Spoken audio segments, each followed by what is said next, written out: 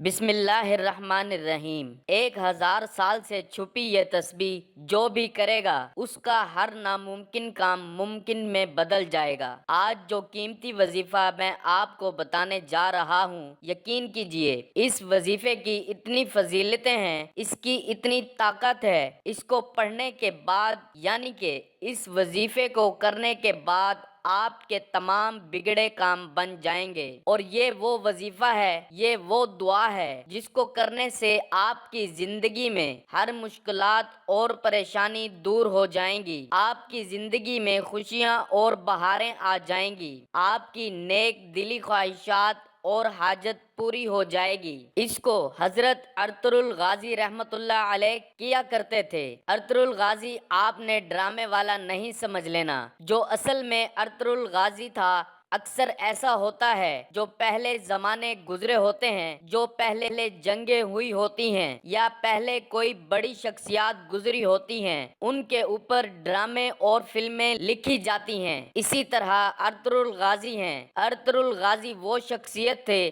جنہوں نے کسی بھی جنگ میں شکست نہیں کھائی، ہمیشہ کامیابی ہی ملی۔ وہ یہ وظیفہ کیا کرتے تھے جو آج میں آپ کو بتانے جا رہا ہوں۔ اب سوال یہ ہے کہ مجھے کیسے پتا چلا کہ حضرت ارطغرل غازی رحمت اللہ علیہ یہ وظیفہ کیا کرتے تھے، وہ یہ تسبیح پڑھا کرتے تھے۔ یہ بہت طاقتور تسبیح ہے، جس نے بھی یہ کیا وہ کبھی مایوس نہیں ہوا۔ یہ وظیفہ مجھے پتا چلا خصوصاً حکم کتاب سے، اور ابن العربی نے لکھی ہے، اور اب میں اس کی بہت زیادہ تفصیل میں نہیں جاؤں گا، کیونکہ اگر میں آپ کو تفصیل بتانے لگ جاؤں تو ویڈیو بہت لمبی ہو جائے گی۔ المختصر ہم وظیفہ کی طرف آتے ہیں، دعا کی طرف آتے ہیں، کہتے ہیں دعا کی طرف آتے ہیں، کیسے وہ پڑھا کرتے تھے، کیسے کیا کرتے تھے۔ انشاءاللہ آپ بھی اس دعا کو پڑھو گے، اس وظیفے کو کرو گے۔ اس کا ایک خاص طریقہ ہے، وہ بھی میں آپ کو بتاؤں گا۔ اگر آپ اس طریقے سے کرو گے تو انشاءاللہ آپ کے بگڑے کام بن جائیں گے۔ حضرت ارطغرل غازی رحمت اللہ علیہ نے کوئی بھی جنگ میں شکست نہیں کھائی، تاریخ اٹھا کر دیکھ لیں، ان کو کامیابیاں ہی ملی ہیں۔ انشاءاللہ آپ کو بھی کامیابیاں ملیں گی۔ وہ خود بتاتے ہیں کہ وہ یہ وظیفہ کیا کرتے تھے۔ اگر آپ کو اس بات میں تھوڑا سا بھی شک ہے تو آپ خود خصوصی الحکم کتاب پڑھ سکتے ہیں، انشاءاللہ آپ کو بھی کامیابیاں ملیں گی۔ اس وظیفے کو کرنے کے بعد جو اب میں وظیفہ بتانے جا رہا ہوں، ذرا غور سے سنیے گا۔ اب آپ کے ذہن میں کچھ شک نہ رہے تو میں چھوٹی چھوٹی چیزیں بھی آپ کو بتانا چاہوں گا کہ اس وظیفے کو ویسے تو آپ کسی بھی وقت کر سکتے ہو، لیکن اگر آپ کسی نماز کے بعد کر لو تو زیادہ بہتر ہوگا، کیونکہ یہ خاص وظیفہ ہے، یہ خاص دعا ہے۔ کیونکہ جب آپ نماز کے بعد کرو گے تو اس وقت آپ کا وضو بھی ہوگا، آپ نے ذکر و اذکار بھی کیا ہوگا۔ جب آپ ذکر و اذکار کر کے اللہ پاک کو یاد کر کے، اللہ پاک کی عبادت کر کے، اللہ پاک سے کچھ مانگتے ہیں اور کچھ خاص عمل کرتے ہیں، کچھ خاص وظائف کرتے ہیں تو ان کا زیادہ فائدہ ہوتا ہے، زیادہ اثر ہوتا ہے۔ اگر آپ کسی نماز کے بعد کر لیں تو بہت بہتر ہوگا۔ ویسے آپ کسی بھی وقت کر سکتے ہیں، جب بھی آپ کو وقت ملے، کوئی پابندی والی بات نہیں ہے۔ اس دعا کو، اس وظیفے کو کوئی بھی کر سکتا ہے، مرد بھی کر سکتا ہے اور عورت بھی کر سکتی ہے۔ دیکھیے اگر آپ کا بچہ ہے وہ بھی اس دعا کو پڑھ سکتا ہے۔ اگر وہ پڑھائی میں ہے تو انشاءاللہ اللہ پاک اس کو کامیابی عطا کریں گے۔ اگر کوئی عورت کرنا چاہے، اس کو مشکلات ہیں، اس کی زندگی میں بہت سی مشکلات ہیں، وہ بھی اس وظیفے کو کرے، انشاءاللہ اس عورت کو بھی کامیابیاں ملیں گی۔ اسی طرح کوئی مرد کرے، اس کو بھی کامیابیاں ملیں گی۔ مردوں کے بہت سے مسائل ہوتے ہیں، انہوں نے ذریعہ معاش کرنا ہوتا ہے، دولت کمانی ہوتی ہے، اپنے بیوی بچوں کو پالنا ہوتا ہے۔ مرد تو لازمی کریں گے۔ المختصر یہ ہے کہ کوئی بھی کر سکتا ہے، انشاءاللہ فائدہ ہی فائدہ ہے، کامیابیاں ہی کامیابیاں ہیں۔ صرف آپ ایک ہی مرتبہ اعوذ باللہ من الشیطان الرجیم بسم اللہ الرحمن الرحیم کو پڑھ لیں گے، اس کے بعد آپ درود پاک پڑھیں گے۔ آپ صلی اللہ علیہ وآلہ وسلم کی ذات پر ایک مرتبہ میرے ساتھ بھی پڑھیے، ثواب ملے گا۔ اللہم صلی علی محمد وعلی آل محمد کما صلیت علی ابراہیم وعلی آل ابراہیم انک حمید مجید۔ اللہم بارک علی محمد وعلی آل محمد کما بارکت علی ابراہیم وعلی آل ابراہیم انک حمید مجید۔ 3 بار آپ یہ درود پاک پڑھیں گے۔ آپ صلی اللہ علیہ وآلہ وسلم کی ذات پر اگر کسی میرے بہن یا بھائی کو یہ درود پاک نہیں آتا تو وہ کوئی سا بھی پڑھ سکتا ہے جو اس کو آتا ہے۔ اگر کوئی سا بھی نہیں آتا تو صرف اتنا کہہ سکتا ہے صلی اللہ علیہ وآلہ وسلم۔ اس کے بعد آپ نے سورہ اخلاص کو پڑھنا ہے اور اس دعا کو پڑھنا ہے جو ابھی میں آپ کو بتاؤں گا۔ دیکھیے سورہ اخلاص میں اللہ تعالیٰ کی وحدانیت بیان کی گئی ہے۔ ایک شخص نے رسول اللہ صلی اللہ علیہ وآلہ وسلم سے عرض کیا کہ میں سورہ اخلاص سے محبت کرتا ہوں، تو آپ صلی اللہ علیہ وآلہ وسلم نے فرمایا کہ اس کی محبت تجھے جنت لے جائے گی۔ نیز ایک شخص نے کسی کو اس سورت کو پڑھتے ہوئے رات کے وقت سنا کہ وہ بار بار اسی کو دہرا رہا ہے۔ صبح کے وقت آ کر اس نے حضور پاک صلی اللہ علیہ وآلہ وسلم سے ذکر کیا، گویا کہ وہ اس کے ثواب کا کام جانتا تھا۔ تو نبی صلی اللہ علیہ وآلہ وسلم نے فرمایا، اس کی قسم جس کے ہاتھ میں میری جان ہے، یہ سورت ایک تہائی قرآن کے برابر ہے۔ مسند احمد کی روایت میں ہے کہ حضرت ابو ایوب انصاری رضی اللہ تعالی عنہ نے فرمایا، کیا تم میں سے کسی کو اس کی طاقت ہے کہ وہ ہر رات تیسرا حصہ قرآن کا پڑھ لیا کرے؟ صحابہ کہنے لگے، یہ کس سے ہو سکے گا؟ اللہ احد تہائی قرآن کے برابر ہے۔ اتنے میں رسول اللہ صلی اللہ علیہ وآلہ وسلم بھی تشریف لے آئے۔ آپ صلی اللہ علیہ وآلہ وسلم نے سن کر فرمایا، ابو ایوب سچ کہتے ہیں۔ رسول مقبول صلی اللہ علیہ وآلہ وسلم نے صحابہ سے فرمایا، جمع ہو جاؤ، میں تمہیں آج ایک تہائی قرآن سناؤں گا۔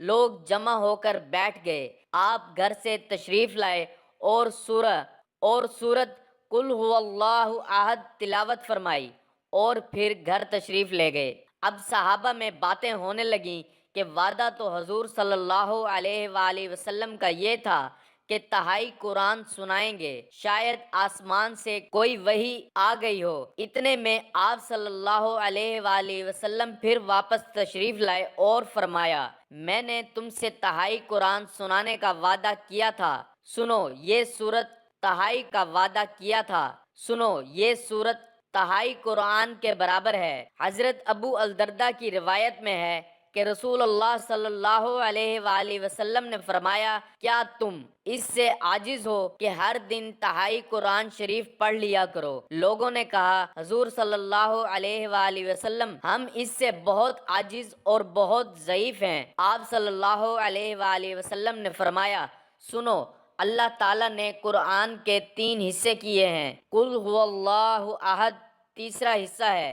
مسند احمد کی روایت میں ہے کہ رسول اللہ صلی اللہ علیہ وآلہ وسلم فرماتے ہیں، جو شخص اس پوری سورت کو 10 مرتبہ پڑھ لے گا، اللہ تعالیٰ اس کے لیے جنت میں ایک محل تعمیر کرے گا۔ اس پر حضرت عمر رضی اللہ تعالی عنہ نے کہا، یا رسول اللہ صلی اللہ علیہ وآلہ وسلم، پھر تو ہم بہت سے محل بنوا لیں گے۔ آپ صلی اللہ علیہ وآلہ وسلم نے فرمایا، اس سے بھی زیادہ اور اس سے بھی اچھے محلات دینے والا ہے۔ نیز مسند احمد میں ہے کہ رسول اللہ صلی اللہ علیہ وآلہ وسلم کا ارشاد ہے، جو شخص اس سورت کو 10 مرتبہ پڑھ لے گا تو اللہ تعالیٰ اس کے لیے جنت میں ایک محل تعمیر کرے گا۔ ابو یعلا کی ایک حدیث میں ہے کہ جو شخص اس سورت کو 50 مرتبہ پڑھ لے تو اس کے 50 سال کے گناہ معاف ہو جاتے ہیں۔ حضرت ابو سعید خدری رضی اللہ تعالی عنہ کی روایت میں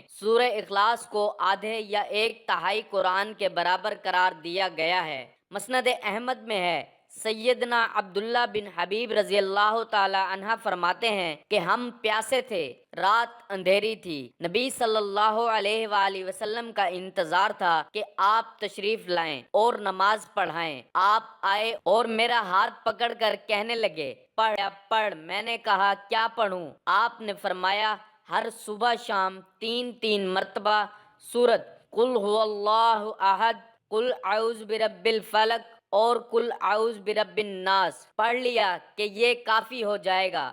اس میں اللہ تعالیٰ کا تعارف ہے، اللہ تعالیٰ ہے کون۔ اس سورت کی بہت سی فضیلتیں ہیں۔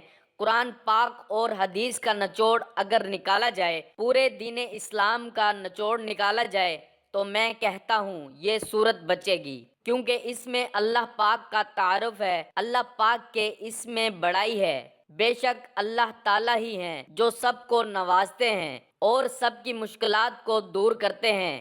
آپ نے 100 بار اس سورت کو پڑھنا، یہ اس وظیفے کا حصہ ہے۔ تھوڑی سی تعداد زیادہ ہو سکتی ہے، لیکن اس کے جو کمالات ہیں انشاءاللہ آپ خود دیکھو گے۔ لیکن آپ کے زیادہ سے زیادہ 10 منٹ لگ جائیں گے بڑی مشکل سے، لیکن یہ وظیفہ بہت ہی خاص ہے۔ ابھی دعا میں بھی آپ کو بتاتا ہوں، لیکن جو سورہ اخلاص کا میں آپ کو بتا رہا ہوں، تھوڑی سی تعداد زیادہ ہو سکتی ہے۔ 100 بار آپ نے پڑھنا ہے، زیادہ سے زیادہ آپ کے 10 منٹ لگ جائیں گے۔ بسم اللہ الرحمن الرحیم۔ قل هو اللہ احد، اللہ الصمد، لم یلد ولم یولد ولم یکن لہ کفوا احد۔ ایک مرتبہ ہو گیا۔ 10 سیکنڈ میں ایک دفعہ آپ سورت پڑھ لیں گے۔ 100 بار آپ نے پڑھنا ہے، زیادہ سے زیادہ آپ کے 10 منٹ لگ جائیں گے اس وظیفے کو کرنے میں، لیکن انشاءاللہ اس کے جو کمالات ہیں، آپ کے تمام بگڑے کام بن جائیں گے، آپ کی مشکلات دور ہو جائیں گی، آپ کی زندگی میں آسانیاں آ جائیں گی۔ سورہ اخلاص ہے۔ نمبر 1، اللہ رب العزت 300 غضب کے دروازے بند کرے گا، مثلا دشمنی، قرض، فتنہ وغیرہ۔ نمبر 2، 300 دروازے رحمت کے کھولے گا۔ نمبر 3، 30 دروازے رزق کے کھولے گا۔ اللہ غیب سے رزق دے گا بغیر محنت کے۔ نمبر 4، اللہ پاک اپنے علم سے علم دے گا۔ نمبر 5، 36 مرتبہ قرآن پاک کا ثواب ملے گا۔ نمبر 6، 50 سال کے گناہ معاف ہوں گے۔ نمبر 7، اللہ پاک جنت میں 20 بنگلے دے گا جو یاقوت، مرجان، زمرد کے بنے ہوں گے۔ نمبر 8، ہر بنگلے کے 70,000 دروازے ہوں گے۔ نمبر 9، 2000 رکعت نماز نفل پڑھنے کا ثواب ملے گا۔ آپ کے جو اٹکے ہوئے کام ہیں، جیسا کہ میں نے آپ کو پہلے ہی شروع میں بھی بتا دیا ہے کہ اس وظیفے کو حضرت ارطغرل الغازی رحمۃ اللہ علیہ کیا کرتے تھے۔ انہوں نے کسی بھی جنگ میں شکست نہیں کھائی، ہمیشہ ان کو کامیابیاں ہی کامیابیاں ملی ہیں، ان کی جیت ہوئی ہے۔ تاریخ اٹھا کر دیکھ لو۔ اب میں زیادہ گہرائی کی طرف نہیں جا رہا، آپ دعا سن لیجئے۔ سبحان اللہ والحمد للہ ولا الہ الا اللہ واللہ اکبر ولا حول ولا قوت الا باللہ العلی العظیم۔ ایک ہے، تمام تعریفیں اللہ کے لیے ہیں اور اللہ کے سوا کوئی معبود نہیں۔ اللہ بہت بڑا ہے، گناہوں سے بچنے کی طاقت اور نیک کام کرنے کی قوت اللہ ہی کی طرف سے ہے، جو عالی شان اور عظمت والا ہے۔ تیسرے کلمے کی تسبیح کرنی ہے، اس کو پہلے آپ نے پڑھنا ہوگا، لیکن آپ کو اس کی فضیلت ہوگی، اس کی اہمیت نہیں پتہ ہوگی۔ جب تک کسی چیز کی دل میں اہمیت نہ ہو، اس کی فضیلت کا پتہ نہ ہو، اس پر یقین بھی کم ہوتا ہے، پھر اس کا فائدہ بھی کم ہوتا ہے۔ اس کی بہت سی فضیلتیں ہیں، اس کو جلالی تسبیح بھی کہا جاتا ہے۔ اگر میں آپ کو تفصیل بتانے لگ جاؤں تو ویڈیو بہت لمبی ہو جائے گی۔ صرف آپ نے 3 بار اس کو پڑھنا ہے سورہ اخلاص کے بعد۔ جو میں نے ترتیب پیچھے بتائی ہے، انشاءاللہ اس دعا کی برکت سے اور یہ پورے وظیفے کی برکت سے، جیسے میں نے یہ وظیفہ ترتیب سے بتایا ہے ویسے آپ کرو گے، انشاءاللہ آپ دیکھنا کہ کیسے آپ کی مشکلات حل ہوں گی، ہر کام میں آپ کو کامیابی ملے گی۔ انشاءاللہ کوئی بھی آپ کا کام ہوگا اس کے بعد پھر آپ درود پاک پڑھ لیں گے۔ یہ درود پاک آپ نے 3 ہی مرتبہ پڑھیں گے۔ آخر میں جیسا کہ میں نے آپ کو پہلے بھی بتایا، اگر کسی کو یہ درود پاک نہیں آتا تو وہ کوئی سا بھی پڑھ سکتا ہے جو اس کو آتا ہے۔ اگر کوئی بھی نہیں آتا تو صلی اللہ علیہ وآلہ وسلم یہ کہہ سکتا ہے۔ اس کے بعد آپ نے ایک اور کام کرنا ہے، جب آپ یہ سارا وظیفہ کر لیں گے جیسا کہ میں نے آپ کو بتایا، جو بھی آپ کا مسئلہ ہے آپ نے وہ مانگ لینا ہے۔ انشاءاللہ اس وظیفے کی برکت سے آپ کی مشکلات جاتی رہیں گی۔ آپ نے خصوصی دعا بھی کرنی ہے، اے گناہ گاروں کو بخشنے والے اور عیبوں پر پردہ ڈالنے والے عظیم رب، سب مسلمانوں پر اپنا رحم و کرم فرما، تنگ دستوں کے رزق میں وسعت فرما، بیماروں کو شفا عطا فرما، ہمیشہ صبر اور شکر کرنے والا بنا۔ مزید اس عمل کو خود بھی کریں اور دوستوں اقارب کو بھی اس وظیفے کا بتائیں، تاکہ ہر کوئی اس وظیفے سے مستفید ہو سکے اور آپ کو اور مجھے صدقہ جاریہ کا ثواب ملتا رہے۔ ویڈیو اگر پسند آئی ہو تو ضرور لائک اور شیئر کیجیے گا، اور میرے چینل کو اگر ابھی تک سبسکرائب نہیں کیا تو آپ سے گزارش ہے میرے چینل کو ضرور سبسکرائب کریں، تاکہ ایسے ہی فائدہ مند ویڈیوز کا نوٹیفیکیشن بر وقت آپ کو ملتا رہے۔ اللہ ہم سب کا حامی و ناصر ہو۔ اللہ حافظ۔